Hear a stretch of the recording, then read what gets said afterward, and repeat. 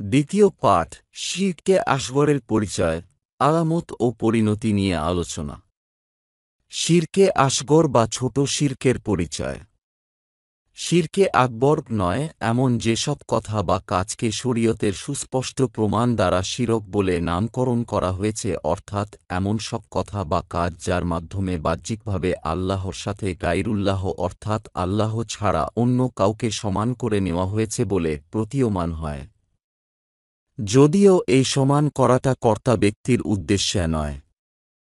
যেমন আল্লাহ আর আপনি যা চান, কিংবা আল্লাহ আর আপনি যদি উপস্থিত না থাকতেন তাহলে এমন এমন হয়ে যেত, বা আকাশে আল্লাহ আর জমিনে আপনি ভরসা। অনুরূপভাবে আল্লাহ ছাড়া অন্য কারো নামে শপ করা। শিরকে আসগর বা ছোট শিরকের আলামত। শিরকে আসগর বা ছোট শিরকের অনেক আলামত রয়েছে। তন্মধ্যে নিম্নে তার কিছু উদাহরণ দেওয়া হল। ১.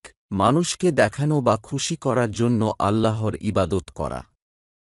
মুমিন বান্দার জন্য ইহা মরণ ফাঁদ। শয়তান খুব সূক্ষ্মভাবে এই ফাঁদ পেতে রাখে। তজ্জন্য আল্লাহ তাআলার কাছে সাহায্য চাইতে হয়। ২. আল্লাহর সমক্ষ ব্যাপক বাক্য বলা। কারো ইচ্ছাকে আল্লাহর ইচ্ছার সমতুল্য করা।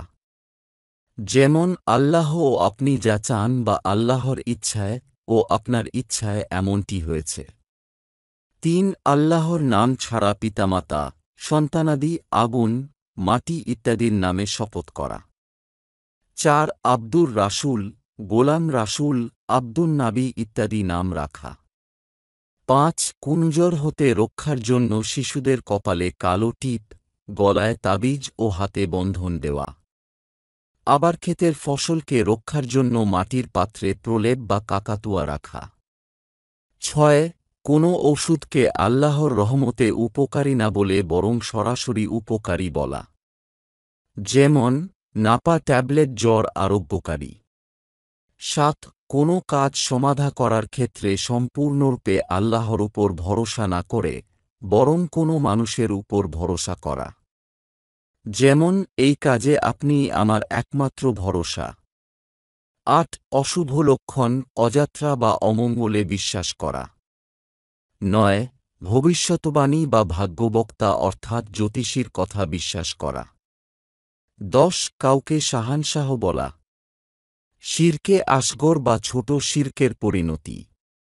এই প্রকারের শিরক বড় শিরক বা শিরকে আকবরের চেয়ে কম বিপজ্জনক, কেননা ইহা ব্যক্তিকে ইসলাম থেকে বের করে দেয় না।